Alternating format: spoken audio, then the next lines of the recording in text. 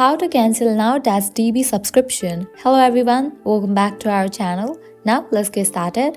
Launch your settings app. At the very top you'll find your Apple ID, open it. Different options will appear. Go ahead and click on the option of subscriptions. Now in this page you will be able to find different sections. Under active subscription you will be able to find the option of Now.tv. You have to click on it. With that, you will get the details of your subscription. Likewise, you will also see the option of cancel subscription. Go ahead and click on that option. You will get the pop-up, confirm cancellation. Click on confirm. With that, you have just cancelled subscription for your That's TV account. Now you won't be charged anymore. And the great thing is you can carry on using the app until the subscription date was originally due. Also, deleting the Now That's TV app or account will not cancel your subscription, and subscriptions renew automatically unless you cancel your subscription manually on your own.